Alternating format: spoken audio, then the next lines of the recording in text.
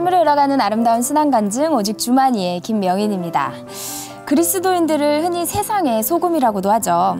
소금은 음식이 상하는 걸 막아주는 방부제이면서 또 음식의 맛을 가미해주는 역할을 합니다. 그래서 소금은요, 우리 생활 속에서 무엇으로도 대신할 수 없는 중요한 조미료인데요. 세상에 소금이 된다는 것, 소금처럼 산다는 건 어떤 것일까요? 소금은요, 모든 음식에 녹아들어 자신의 모습은 사라지면서 짠맛을 내는데요. 소금 같은 삶이란 그렇게 희생하는 삶 아닐까요? 이웃과 동료, 친구들에게 나 자신을 양보하고 희생하면서 내 모습을 드러내는 것이 아니라 오직 예수님만 드러내는 삶 말이죠. 내가 아닌 예수님이 주인 되어 예수님만 드러내는 삶을 사는 우리 형제 자매님들을 만나는 시간입니다. 삶으로 열어가는 아름다운 신앙간증 프로그램 오직 주만이, 오늘도 아름다운 믿음의 사람들과 함께합니다. 네, 그 전에요, 이 자리 은혜롭게 채워주신 분들과 인사 나누겠습니다. 춘천 한마음교회 성도님들입니다. 반갑습니다.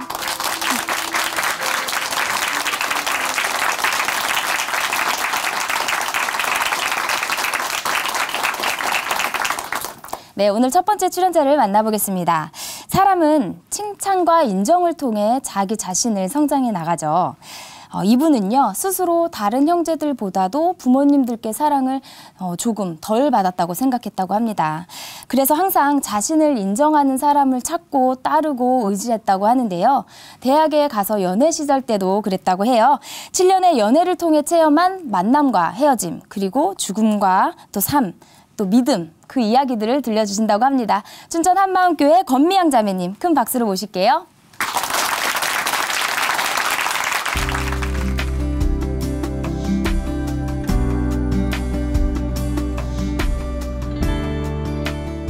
안녕하세요. 춘천 한마음교회 권미양입니다.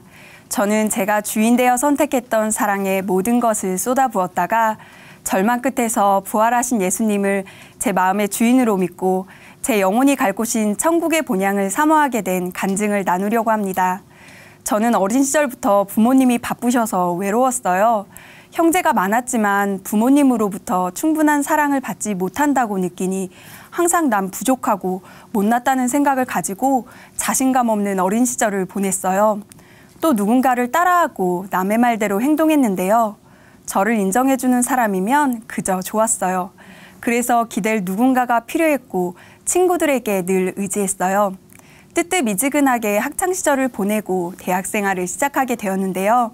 대학에 와서도 저는 사람들에게 기댔어요. 그것은 연애를 할 때도 마찬가지였고요. 대학에 들어가서 처음으로 남학생들과 어울리게 되었는데요. 정말 신세계였습니다. 제 안에 이런 잠재력이 있었나 싶게 노는 곳에는 빠지지 않았어요. 그렇게 제 적성을 찾아갈 때쯤 같은 과 선배 오빠를 사귀게 되었어요. 연애라고 말할 수 있는 첫 연애를 시작하게 된 거예요. 사귀게 되는 과정이 제가 쫓아다녔어요. 한눈에 꽂히는 처음 느껴보는 감정에 사로잡히니 콩깍지가 신다는 말이 맞더라고요. 저는 여러 가지 핑곗거리를 만들어 오빠를 따라다니기 시작했어요. 수업 종무임은 물론 오빠가 있을 것 같은 곳에는 우연을 가장하고 가기도 했고요. 10번 찍어 안 넘어가는 나무가 없다고 그렇게 쫓아다닌 끝에 결국 오빠와 사귀게 되었어요. 그때부터 제 일상의 모든 중심, 목적, 이유가 그 사람에게 초점 맞춰지기 시작했어요. 내가 이렇게 하면 그 사람이 좋아하겠지? 어떻게 하면 날 더 사랑해줄까 하는 생각뿐이었어요. 그런데 시간이 흐를수록 제가 점점 지치는 거예요. 그 사람이 내 것이 되었으면 정말 기뻐야 하고 행복해야 하잖아요. 물론 기뻤지만 그래도 제 마음엔 공허감이 있었어요. 다른 한편으론 이 사랑을 어떻게 이어가야 할지 고민이 되기도 했고요. 그 이유는 제가 가정에서 겪는 갈등 때문이었는데요. 당시 저는 집에서 부모님이 하시는 사업을 도우면서 스트레스를 받았어요.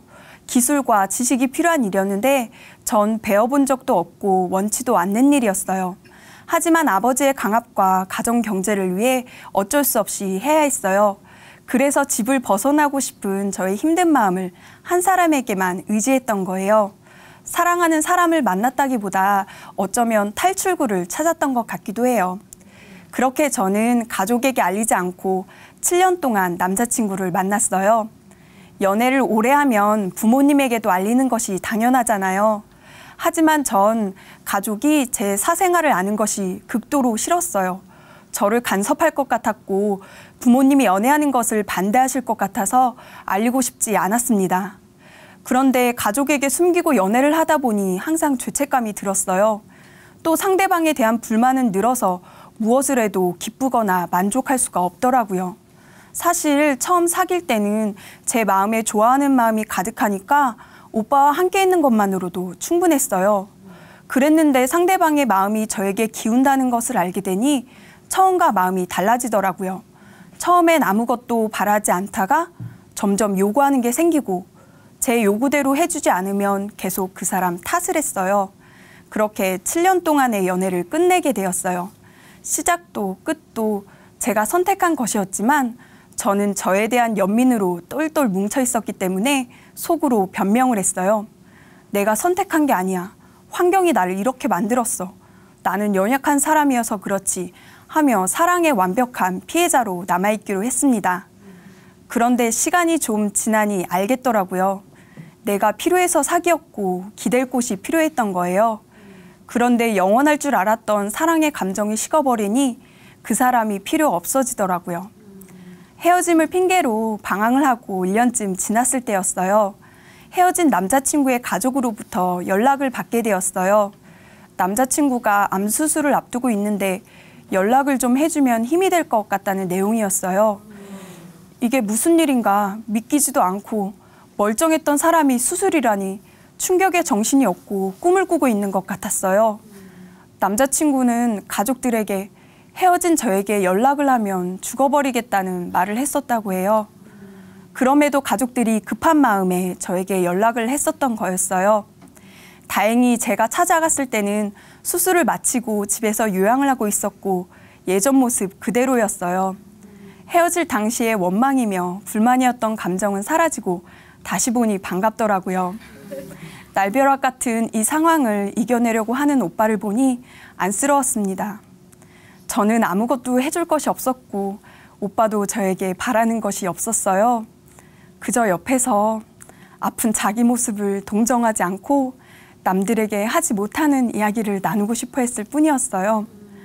그렇게 요양하면서 몸 관리를 잘해야 한다며 치료받는 이야기, 가족들에게 하지 못하는 이야기를 나누었는데요. 그런데 만남이 계속될수록 제가 부담스러워지기 시작했어요. 아픈 사람과 함께하는 것은 무엇이든 조심스러웠거든요. 저도 모르게 어느새 그 사람을 부담스러운 환자로 여기고 있더라고요. 제가 책임져야 할 것 같은 부담감과 병이 나을 수 있을까 하는 걱정으로 마음이 힘들어지기 시작했어요.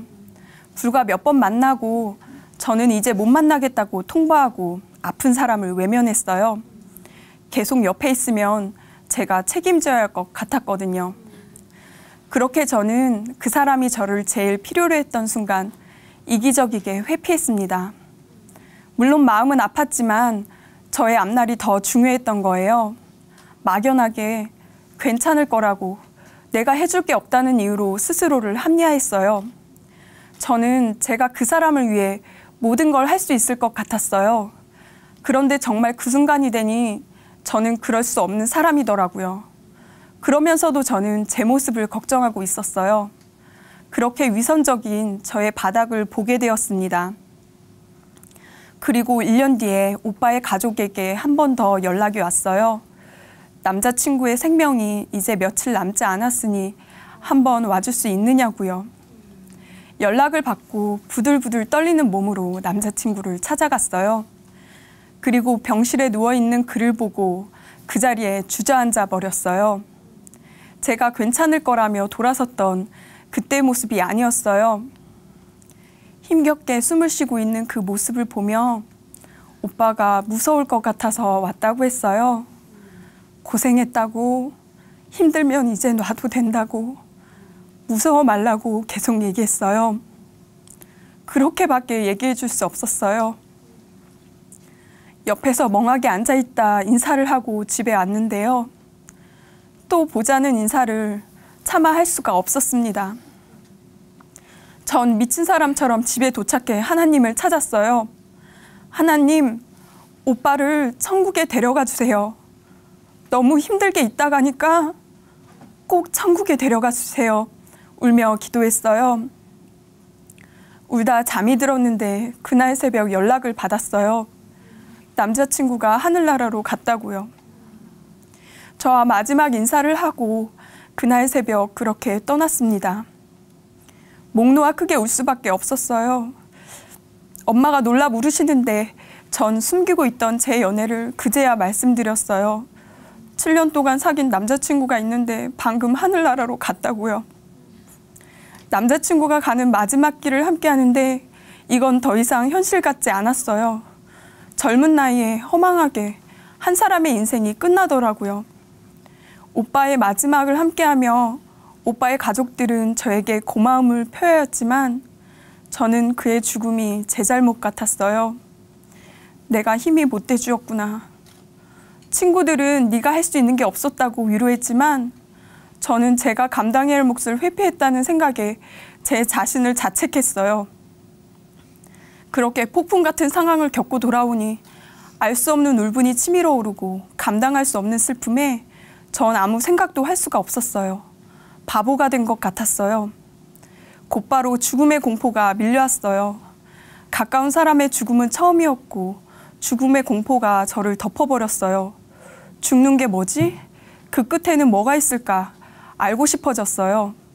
죽음에 관한 철학책들을 찾아보게 되었는데요. 철학에서는 죽음 다음은 nothing이라는 거예요. 아무것도 없다는 것. 육체가 죽으면 썩고 그뿐이라는 거예요. 그 결론에 이르자 저는 죽는 게 대단한 게 아니구나 하면서 이상한 용기가 생겼습니다. 어렸을 때부터 우울하면 죽고 싶었는데 용기가 없었거든요. 그런데 죽음은 nothing이라고 하니 여기서 한 나락만 떨어지면 언제든지 그냥 죽으면 되는구나 생각하게 되었어요. 죽음은 더 이상 두렵지 않았습니다. 그렇게 담담해진 저는 겉으로는 아무렇지 않게 일상을 살 수 있게 되었어요. 그리고 위로의 말을 들을 때도 괜찮다며 헛웃음이 나오더라고요. 슬프지 않은 사람처럼 행동했어요. 그렇게 마음이 굳어진 상태로 살고 있었는데요. 친구가 한 선교단체에서 하는 청소년 캠프에 가자고 하는 거예요. 평소 같았으면 나는 아직 준비가 덜 되었다고 핑계를 대며 거절할 텐데 그날은 별 생각 없이 가겠다고 했어요. 어차피 죽음 다음에 아무것도 없는데 캠프에 간다고 한들 무슨 일이 있겠나 싶었어요. 아무 생각이 없었어요. 그냥 친구를 캠프에 데려다 주고 오자는 생각으로 갔습니다. 그런데 기도 중에 영적인 세계가 있다는 것을 체험하게 된 거예요. 마귀가 진짜 있구나. 정신이 번쩍 들면서 예수님, 하나님을 찾았어요. 생전에 이렇게 갈급해 본 적이 없었어요. 불안했어요. 교회를 다녀야 하는구나. 하나님의 보호 아래 있어야 하는구나를 깨달았어요. 오랜 방황에 끝을 내야 된다는 절박함이 밀려왔습니다. 급박하게 교회를 찾았어요. 마침 친구가 한마음교회가 괜찮다는 말을 했어요. 수요 예배를 참석했는데요. 제가 춘천에 오래 살았는데 이런 교회가 있다는 걸 몰랐어요. 그리고 예배를 드리는데 신선한 충격을 받았어요. 목사님께서는 큰 확신으로 부활을 외치시고 성도들의 얼굴에 기쁨이 넘치는데 이건 어디서도 볼 수 없는 기쁨이었어요. 정말 뜨거운 교회였습니다. 그래서 몇 번 더 와보자는 마음이 들었고 토요일 주일 예배를 참석하는 교회에 등록을 하게 되었어요. 기쁨이 넘치는 예배를 드리는 것이 좋더라고요. 그때 전 기독교에 대해 부분적으로만 알고 있었어요. 성경을 읽어보고 싶긴 했지만 저에겐 너무 어려웠습니다. 성령의 권능으로 부활을 증거하라는 문구를 보고 여기는 부활을 강조하는 교회구나. 그러면 나도 부활을 알아야지 하는 수준이었어요. 부활이면 다 된다는 말씀이요. 저는 그 말씀 붙들고 살고 싶었어요. 그래서 저는 부활을 꼭 알아야 했습니다. 그렇게 작은 교회에 가게 되어 예배를 드리는데 일꾼 언니가 왜 부활이어야 하는지 알려주셨어요. 악하고 음란한 세대가 표적을 구하나 선지자 요나의 표적밖에는 없다는 말씀을 찾아주셨는데요. 예수님은 부활밖에는 다른 표적이 없다고 분명히 말씀하셨어요. 그리고 겨울 수련의 말씀을 통해 제 신분을 알게 되었어요. 저는 세상에서 눌리고 포로되고 힘들게 살았지만 난 그런 존재가 아니라 하나님이 사랑하는 존재라는 것을 확실하게 알게 되었어요. 제가 어떻게 살아가야 할지를 하나님께서 알려주셨어요. 피조물은 피조물의 자리로 돌아가라. 창조주를 주인의 자리, 원래의 자리로 모시면 되는 것이구나. 피조물로 돌아간 자리는 어둠인 이 세상을 제대로 살아갈 수 있는 유일한 방법이었어요. 하나님은 억지로 주인의 자리를 내놓으라는 것이 아니라 인격적인 방법, 부활의 증거로 모든 것을 보여주셨어요. 그리고 제가 지금까지 하나님의 사랑을 오해하고 있었다는 사실도 일깨워 주셨어요. 나는 너를 만들기 전에 이미 너를 끝까지 사랑할 준비를 했다. 아들을 보내고 죽은 자 가운데서 다시 살려서 믿을 만한 확실한 증거를 줄 테니 너의 자리로 돌아가지 않을래. 더 이상 세상에서 방황하지 말고 완전한 나의 사랑 안에 거하라고 말씀하시는 것 같았어요. 보이지 않으면 믿지 않는 악랄한 인간을 위해 부활하신 거예요. 고린도전서 15장에 그리스도께서 다시 사신 것이 없으면 믿음도 헛되고 죄가 여전히 있다고 말씀하셨어요. 왜 부활하셔야 했는지 그것을 아는 것이 하나님의 마음을 알 수 있는 방법이었습니다. 하나님이 나를 얼마나 사랑하시는지 감격하며 지내고 있었는데요. 예배 중에 목사님께서 회개에 대해 선포하시는데 제 마음이 불편한 거예요. 요한복음 16장에서 죄는 예수님을 믿지 않는 것이 죄라고 그것을 회개해야 한다고 하시는데 마음속으로 그게 그렇게 큰 죄인가? 나도 당연히 회개했지 하는 마음이 들었어요. 그런데도 제 마음이 왜 불편한 건지 도저히 알 수가 없었어요. 부활 사건을 알게 되었으니 당연히 예수님을 믿는다고 생각했거든요.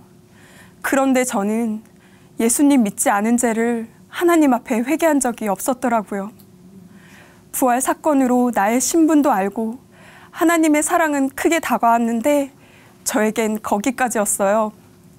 저는 오로지 살고 싶다는 생각만으로 남들을 따라 아멘, 아멘 했던 거예요.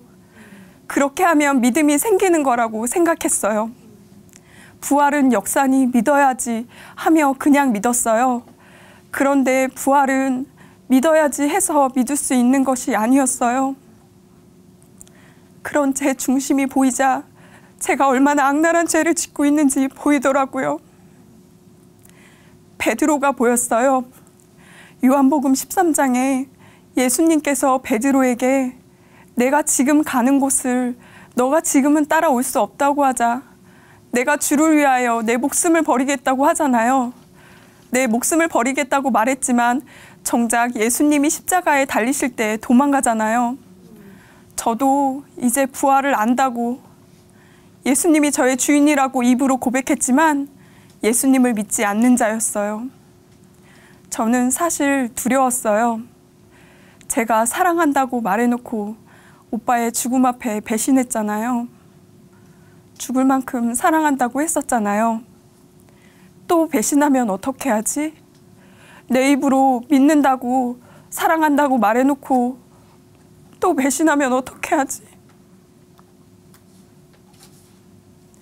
예수님께 마저 배신해버리면 저는 정말 끝이라는 마음이 들었어요.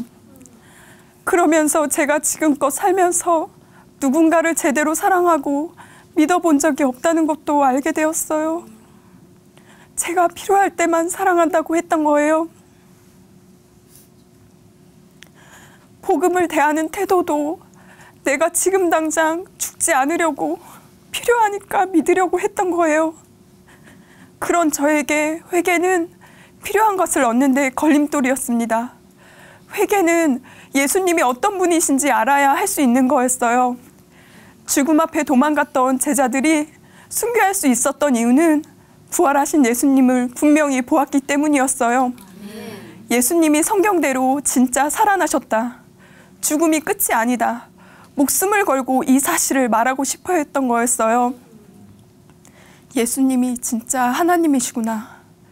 제 마음이 쿵 내려앉았어요. 난 예수님이 하나님의 아들이신 것을 믿지 않았구나. 하나님 앞에 마음을 다해서 회개의 기도를 드렸어요. 하나님, 저는 예수님을 믿지 않았습니다. 저의 모든 죄를 위해 십자가에 죽으시고 부활하신 예수님을 믿지 않았습니다. 예수님을 저의 주인으로 모시겠습니다. 회개의 기도가 영접 기도가 되었어요. 예수님을 주인으로 모시니 너무 기쁜 거예요. 내가 이제는 예수님을 배신하지 않을 수 있겠다는 확신이 들었어요. 배신하는 나는 죽고 예수님과 연합된 나는 새 피조물이구나. 죽은 자와 산 자의 주가 되신 예수님이신데 내가 죽으면 어디로 가나? 죽어도 살아도 예수님 품이겠구나. 하나님께로 간다는 사실에 너무 기쁜 거예요. 예수님이 계신 천국에 가고 싶어졌어요. 지옥이 두려워서 천국에 가고 싶은 것이 아니라 나의 주인이 계신 곳이기 때문에 가고 싶은 거예요. 나를 끝까지 사랑하시는 분을 만나고 싶은 마음이 커졌습니다. 이 땅에서의 삶이 끝이 아니라는 확신이 생겼어요. 제 마음이 기쁘니 부활하신 예수님을 가족에게도 꼭 전해야겠더라고요. 진짜 행복은 내 마음대로 사는 것이 아니라 예수님을 주인으로 믿고 사는 삶이니 전하지 않을 수 없었어요. 어린 조카에게도 예수님을 전했는데요. 예수님이 부활하셔서 하나님 보좌 우편에 앉아 계신다고 얘기했더니 그럼 지금도 예수님이 살아계신 거네? 하며 놀라더라고요. 주 예수를 믿으라. 그리하면 너와 내 집이 구원을 얻으리라는 말씀을 믿고 가족 모두가 회개하고 예수님을 주인으로 믿기를 기도하고 있습니다. 아멘. 저는 더 이상 사람에게 의지하지 않아요.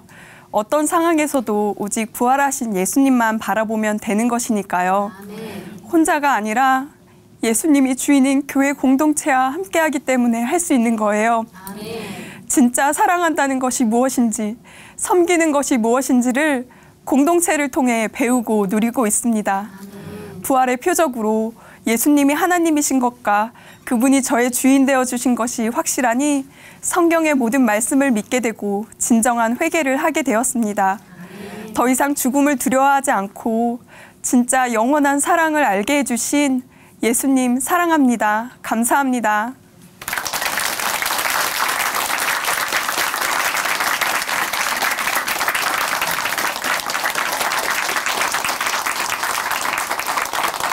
네, 간증 감사합니다. 크리스찬에게 이 땅의 삶은 순례 여행이라고도 하죠. 언젠가 돌아갈 영원한 하늘나라, 천국에 가기 전까지의 긴 여행길인데요.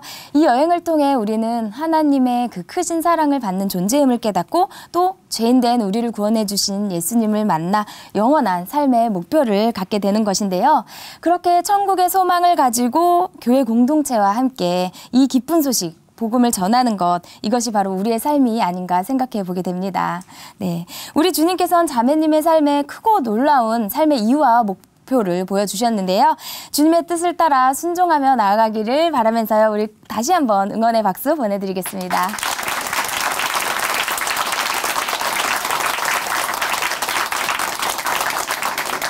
아름다운 믿음의 고백으로 하나님의 은혜를 나누는 시간 오직 주만이, 오늘의 두 번째 출연자 만나보겠습니다. 이번에 나올 분은요, 7살의 아버지를 여의었습니다. 그래서 어머니가 그 자리를 대신해야 했기에 집에서 다정한 어머니의 모습은 보기가 힘들었다고 해요. 그런 외로움을요, 고등학교 시절에 단짝 친구를 통해서 풀었다고 합니다. 그런데 그 단짝 친구가 자살을 선택하면서요, 이분에게 더 큰 마음의 상처가 되었다고 해요. 그 뻥 뚫린 마음의 상처, 그 상처를 치료하게 된 이야기 들려주신다고 합니다. 함께 들어보겠습니다. 춘천 한마음교회 한경진 자매님, 큰 박수로 모실게요.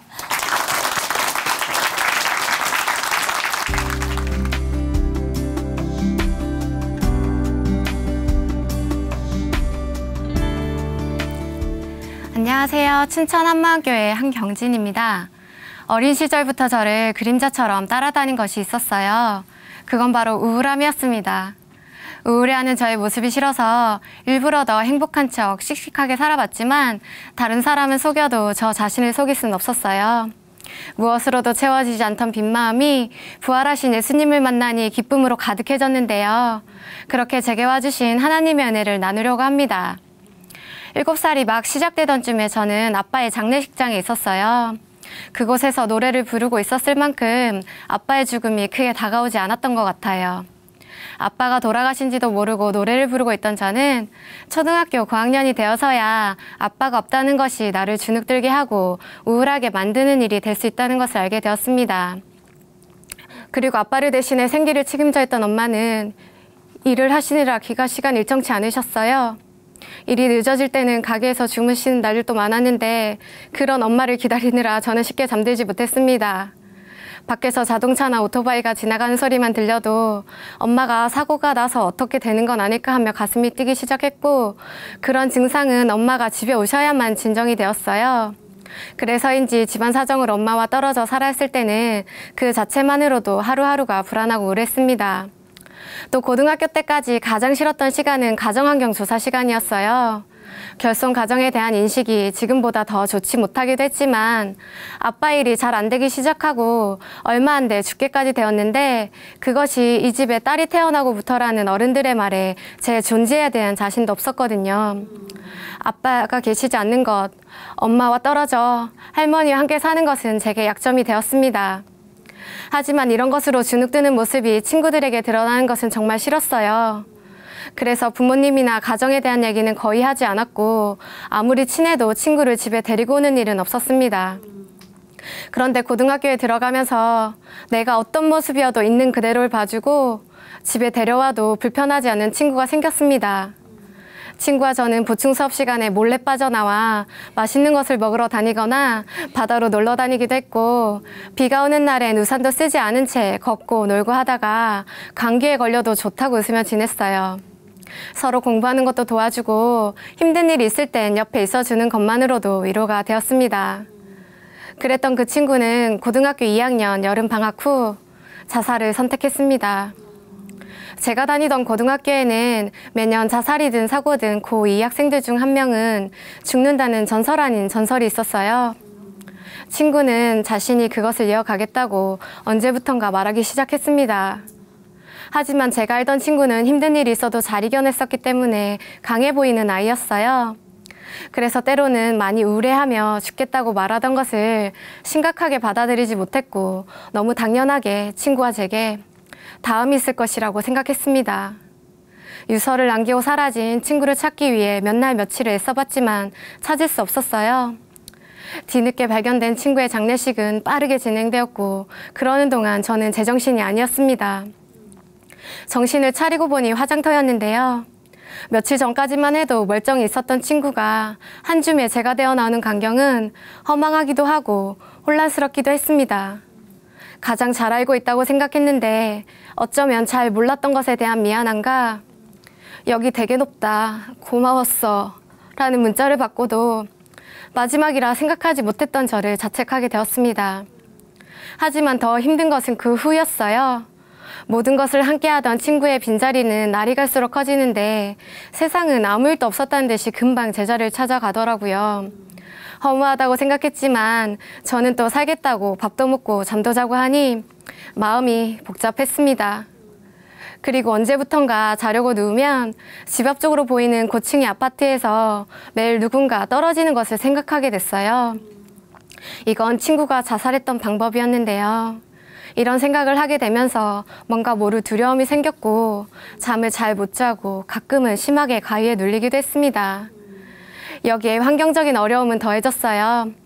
엄마는 돈을 벌기 위해 노력하셨지만 혼자 버는 돈으로는 형편이 어려울 때가 많았습니다.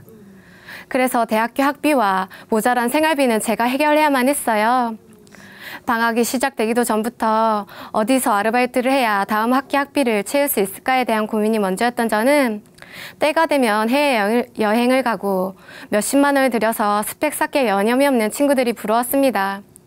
그래도 하고 싶은 일들을 참아가며 아르바이트를 하고 장학금으로 학비를 채워갔지만 좋아질 듯 좋아지지 않는 가정 환경은 더욱 힘들게 느껴졌습니다. 그러니 생각만큼 따라주지 못하는 저의 삶이 너무 싫었어요. 할 수만 있다면 나보다 나은 다른 사람의 삶을 내 것과 바꾸고 싶다고 생각하게 되었습니다. 또 사는 게 정말 힘들게 느껴지는 날은 친한 사람들에게 마음을 털어놓기도 했지만 다음날 보면 나 빼고 다 괜찮아 보이고 다 즐거워 보였어요. 내게는 가장 아프고 힘든 문제가 남들에게는 아무것도 아닐 수 있다는 것을 알게 되면서 사람들 앞에서는 괜찮은 척하며 습관적으로 웃고 있는 날들이 늘어갔습니다. 그렇게 겉으로는 나를 포장하며 살아갈 수 있었지만 저 자신을 속일 수는 없었어요. 내 발행과는 다른 삶의 우울함을 어떻게 풀어야 할지 모르겠더라고요. 그랬던 제 우울함의 탈출구는 사람들과 술이었습니다. 저는 사람들과 어울리는 것을 좋아했는데요. 대학교에 입학하면서 자연스럽게 사람들을 만나는 자리가 늘었고 그곳에 술은 빠지지 않았습니다. 게다가 저는 술을 잘 마셨거든요. 소주 2~3병은 거뜬했고 그 이상도 가능했어요. 또 소주, 맥주, 양주, 막걸리, 폭탄주 등등 주종을 불문하고 다 잘 마시니 이리저리 오라는 것도 많았습니다. 그렇게 사람들과 웃고 떠들다 보면 내게 있는 문제들을 이겨낼 수 있을 것 같은 힘을 얻게 되더라고요. 그래서 더 사람들과 어울렸던 것 같아요. 그런데 혼자가 되면 그런 힘은 어디론가 다 사라져버리고 다시 상황과 환경과 내가 가지지 못한 것들만 보였습니다. 어느새 잊고 지냈던 자살한 친구도 더 생각이 났고 하나의 작은 점같이 시작된 생각은 이어지고 이어져 죽고 싶다는 생각까지 하게 될 때도 많았습니다. 그러니 어딜 가도 누구를 만나도 편한 곳이 없었고 그런 것들이 몸으로도 나타나고 있었어요. 위염, 장염은 달고 살았고 급성 위경련과 심한 편두통을 응급실에 오고 갔습니다. 그러니 살은 계속 빠져가고 웃어도 웃는 게 아니고 살아도 사는 게 아닌 것처럼 지내고 있었어요. 이때 우울함이 심해지는 저를 걱정하던 한 친구가 말씀을 전해주고 예수님이 부활하셨다고 얘기하기 시작했어요. 친구는 모태신앙이었고 저를 교회로 데리고 갔었던 적도 있었기 때문에 이런 얘기를 하는 것이 새롭지는 않았습니다. 그런데 그동안은 힘들다고 말하면 위로해줬었는데 이제는 어떤 말을 해도 말씀으로 풀어주더라고요. 가끔은 무슨 소리 하나 싶을 때도 있었지만 확신 가운데 말씀을 전하는 친구를 보면 뭔가 다른 게 있나 보다 했습니다. 그렇게 저는 친구의 권유로 춘천 한마음교회에 가게 되었어요. 처음엔 한번 가보자는 마음이었는데 이상하게 계속 가게 되더라고요. 그러다 보니 말씀도 들리고 찬양 예배가 은혜되고 또 지체들의 간증이 좋았던 적도 있었어요. 하지만 그런 기쁨보다는 교회를 오고 가는 것이 피곤하게만 느껴졌습니다. 무엇보다 내 상황과 환경은 더 힘들어 보이면 보였지 교회에 다녀서 이렇게 변했다고 할 만한 것들이 하나도 없어 보이더라고요. 그러니 몸도 마음도 점점 지쳐만 갔습니다. 한 번은 예배가 끝나고 나오는데 그렇지. 내 마음 하나도 어떻게 안 되는데 여기서 뭘 변해보겠다고 이러고 있냐. 이런 생각이 들면서 너무 답답하고 화가 났어요. 운전을 하고 집으로 돌아오는 내내 눈물만 펑펑 쏟아져 겨우 집에 도착했던 날도 있었습니다. 이렇게 되니 교회든 세상이든 어느 쪽으로도 속하지 못한 모습으로 더 이상은 못 살겠더라고요. 마침 교회에 여름 수련회가 있어서 이번 수련회에 가보고도 답이 안 나오면 진짜 그만하자며 교회로 향하게 되었습니다. 수련회에서도 목사님은 평소와 같이 예수님의 부활에 대해 말씀하고 있으셨어요. 수련회라고 다른 게 없네 싶었지만 그래도 집중하는 마음으로 들으니 평소와 같던 말씀이 새롭게 들렸고 이날의 말씀은 제 신앙에 문제가 있다는 것을 알게 해주었습니다. 목사님은 예수님께서 우리 죄를 위해 죽으시고 부활하셨는데 그 부활을 제대로 알지 못해서 자기가 주인 되어 사는 사람이 하나님의 원수입니다. 부활하신 주님을 만나 삶 전체가 굴복되는 역사가 없으면 부활은 지식인 겁니다 하셨어요. 부활을 제대로 알지 못하는 사람이 하나님의 원수라고? 저는 예수님의 부활을 몰랐던 것이 아니었어요. 목사님께서는 10년이 넘게 부활을 반복 또 반복하시며 말씀을 증거하셨기에 우리 교회에서는 어린아이부터 어르신까지 예수님의 부활이 역사적인 사실이라는 것을 모르는 게 더 이상했거든요. 그런데 그날은 제대로 알지 못한다는 말이 확 바뀌었습니다. 그래서 저는 기도했어요. 도대체 예수님의 부활을 제대로 아는 것은 무엇이고 그것이 지금 나와 무슨 상관이 있는지 가르쳐 달라고요. 그렇게 기도하는데 작은 교회 일꾼과 교제했던 것이 생각났습니다. 눈앞에 펼쳐지는 문제 앞에 마음을 잡지 못해 말씀도 못 받고 우울해하는 저에게 일꾼은 새 피조물에 대한 말씀을 나눠줬어요. 지금 여러 가지로 힘든 거 잘 알고 있어요. 하지만 그런 것으로 우울해하고 힘들어하는 옛사람은 예수님이 십자가에 못 박히실 때 이미 끝났어요. 예수님이 부활하셔서 지금도 살아계시기 때문에 예수님을 영접하는 순간 우리는 새 피조물이 되고 다 가진 자가 되는 거예요. 이미 끝난 것을 보지 말고 다 이뤄주신 예수님을 바라보며 가요 하는 것이었습니다. 이 장면이 떠오르는데 예수님이 부활하셔서 지금도 살아계신다는 말만 자꾸 생각났습니다. 그동안은 예수님이 부활하셨다는 것에만 초점이 가 있어 지금도 살아계신다고는 크게 생각하지 않았었거든요. 어쩌면 너무 당연해서 별 생각 없이 받아들이고 있었는데 머릿속이 정지되는 기분이었습니다. 그런데 천천히 되짚어가며 말씀들을 정리해보니 예수님의 부활은 2000년 전에 끝난 이야기가 아니었어요. 2000년 전에 살았고 가난한 목수였던 예수를 하나님으로 믿을 수 있는 확실한 증거가 있는데 그것은 부활이었습니다. 아멘. 그렇다면 예수님이 부활하셔서 40일 동안 이 땅에 계시다가 제자들이 보는 앞에서 승천하시고 하늘 보좌 우편에 앉으셨다는 성경 말씀도 사실이었어요. 아멘. 이 사실 앞에 서니 예수님은 신화에서나 등장할 법한 인물이 아니라 살아계신 하나님의 아들이라는 것이 정확히 보였습니다. 아멘. 그제서야 예수님이 부활하셔야만 했던 이유가 나 때문이라는 것이 선명해졌어요. 하나님께서는 언제나 나와 함께 하시려고 사람의 몸을 입어 이 땅에 오셨는데 제가 그것을 믿지 못할까 봐 누구도 흔들 수 없는 확실한 증거로 부활을 보이셨던 거예요. 아멘. 자신이 보내신 독생자 아들이 처참한 모습으로 십자가에 못 박히실 때 그냥 있을 수밖에 없었고 그 모든 것을 지켜볼 수밖에 없었던 이유가 바로 저였습니다. 십자가에서 나의 모든 죄를 끝내시고 부활하셔서 영원히 나와 함께 하시기 위함이었어요.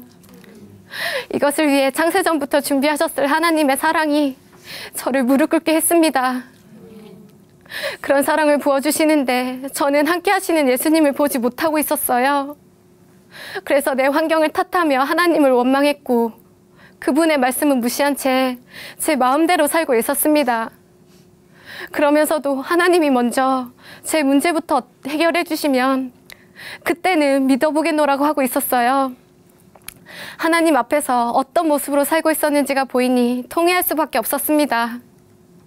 하나님, 저는 제가 여전히 우울하고 힘들었던 것이 제 앞에 계속 던져지는 문제나 환경 때문인 줄 알았어요. 그런데 아니었습니다. 나를 바라보고 내가 주인 되어 사느라 하나님이 하시는 일을 전혀 보지 못하고 있었습니다. 친구가 전해줬던 복음도 일꾼이 나눠줬던 말씀도 내가 이해하고 싶은 대로 이해하고 예수님의 부활이라는 확실한 증거를 주셨는데도 그것을 믿지 못해 나와 상관없다고 했어요. 여전히 나였습니다. 그동안 믿지 못할 핑계만 늘어놓으며 예수님을 주인으로 믿지 않았던 죄를 회개합니다. 다시는 제가 주인 되어 살고 싶지 않아요. 예수님이 저의 주인 되어 주세요. 고백했습니다. 부활하신 예수님이 나의 주인임을 고백하며 제 삶을 내어드리니 무엇으로도 채워지지 않던 빈 마음이 기쁨으로 가득해졌어요. 나의 주인이 나를 위해 이 땅에서의 모든 염려는 끝내놓으셨고 너는 나와 함께하기에 다 가진 자라고 하시는데 더 이상 나를 보며 우울하다고 할 수가 없어졌습니다. 지금도 제 상황은 크게 변한 것이 없고 때로는 힘든 일이 생기기도 하지만 예수님과 함께하는 나는 다 가진 자라는 말씀을 붙들다 보니 어느새 저는 우울함과 거리가 멀어지고 있었어요. 그러니 노력하지 않아도 몸이 건강해지는 것은 물론이고 삶에서도 많은 것이 회복되고 있습니다. 저는 지금 영어 교육을 담당하는 회사 소속으로 한 대학교에서 일하고 있어요. 혼자 일하다 보니 처리해야 할 일도 많고 회사와 학교 사이에서 신경 써야 하는 것들이 있어 부담되는 자리이기도 해요. 예전에는 이 자리를 참 많이 힘들어해서 우울해하기도 하고 몇 번이나 그만두려고 했었는데 예수님이 저의 주인 되어 주시니 일하는 것에 있어서도 또 이 대학교에 대한 마음도 달라졌습니다. 학교에 사명자들이 세워지길 기도하며 맡겨진 일을 기쁘게 감당하고 있어요. 그랬더니 한 교수님께서는 몇 달 동안 말 안 하고 지켜봤는데 이 학교에서 경진실이 제일 많은 것 같아요. 그런데 늘 웃으면서 열심히 하니까 보기 좋네요 하시며 칭찬해 주셨어요. 또 얼마 전에는 오랜만에 대학교 선배를 만나게 되는 일이 있었는데요. 그 선배는 저를 보고 너 요즘 무슨 좋은 일 있어? 네가 학교를 다닐 때도 열심히 살고 잘 지냈지만 그래도 힘들어 보일 때가 많았는데 이제는 진짜 편해 보인다. 보기 좋아 하더라고요. 제가 있는 곳이 어디든 나의 주, 나의 하나님이 함께 하신다는 것을 생각하니 어떤 환경에서도 기쁘게 사는 사람이 되어 있었습니다. 그리고 세상의 기준에 맞춰져 있던 저의 초점이 영원한 것으로 바뀌니 이해하기 어려웠던 천국과 지옥에 대해서도 확실해졌어요. 부활하신 예수님을 믿지 않았던 죄를 회개하고 마음의 주인으로 믿으면 천국 갈 수 있는데 이 쉽고 간단한 진리를 전하지 않아 소중한 사람들을 지옥에 보내기 싫더라고요. 또 이것이 온 나라, 모든 사람을 향한 하나님의 마음인 것이 보이니 그냥 있을 수 없었습니다. 하나님이 저를 이 땅에 보내신 이유를 생각하며 만나는 사람들에게 예수님의 부활을 전했는데요. 그중에 친할머니에게 복음을 전했던 일이 기억에 많이 남습니다. 할머니는 중환자실에 입원해 계셨었는데요. 그때 저는 회사가 1년 중 가장 바쁜 시간이라 할머니에게 바로 갈 수 없었어요. 꼭 복음을 전하고 싶다는 마음만 가지고 며칠이 지나서야 찾아뵐 수 있었습니다. 짧은 면회 시간이었지만 할머니에게 예수님이 부활하셨다고, 할머니가 평생을 절에서 보내셨지만 그래도 예수님은 할머니를 너무 사랑하셔서 아직도 기다리고 계신다고, 예수님을 믿지 않았던 것을 회개하고 마음의 주인으로 영접하겠냐고 물으니 잠잠히 숨만 쉬고 계셨던 할머니는 그 순간 맥박이 빨라지고 손가락을 움직이는 반응을 보이셨어요. 저도 믿을 수가 없어 몇 번이나 물어봐도 같은 반응이셨습니다. 할머니가 말씀은 하지 못하셔도 들으실 수 있다는 마음으로 반복해서 성경 말씀을 읽어드리며 부활복음을 전해드렸어요.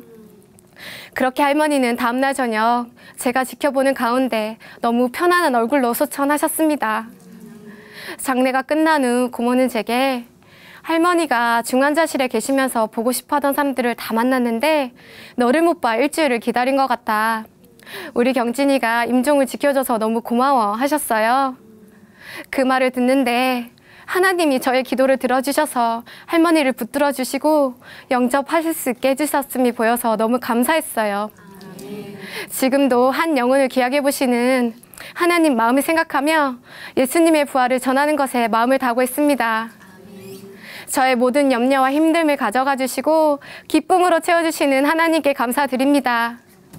제가 천국 앞에 서는 날 두 팔 벌려 환영해 주실 예수님을 기대하며 앞으로도 하나님이 기뻐하시는 삶을 살겠습니다. 감사합니다.